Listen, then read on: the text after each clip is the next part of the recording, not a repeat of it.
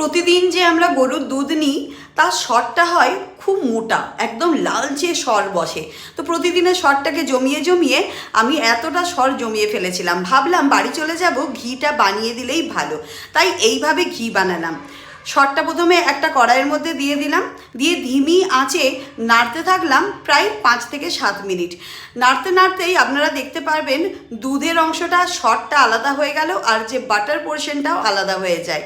তারপরে দেখুন সরটা কি সুন্দর ভাজা হয়ে গেল। ভাজা হয়ে যাওয়ার পর ওটা ব্রাউনিশ কালার হলো আর ঘিটা বেরিয়ে চলে এলো। এই ঘিটা এখন ভীষণ গরম আছে, তবে ওই ব্রাউন কালারের যে সর ভাজা সেটা খেতে আমার কিন্তু ভীষণ ভালো লাগে। মুড়ি, চিনি আর ওই সর ভাজা খেতে কিন্তু দারুণ লাগে। আর এই যে ঘিটা এবার ঠান্ডা হয়ে যাওয়ার পর যে বয়ামে আমি রাখি সচরাচর, এটা ডেলি ইউজের ঘি, তো সেটার মধ্যে একটু অল্প স্বল্পই ছিল। আর এখন আমি কতটা ঘি পেলাম ওইটুকুনি সর থেকে দেখুন পুরো বয়ামটা একেবারে ভরে গেল। আর ঘিয়ের গন্ধে গোটা ঘর মোমো করছে। গাওয়া ঘিয়ের যে গন্ধ তার একটা গুরুত্বই আলাদা। বাইরের ঘিতে কিন্তু এত সুন্দর গন্ধ আপনার পাবেন না। দেখুন আজকের মতন ঘি আমার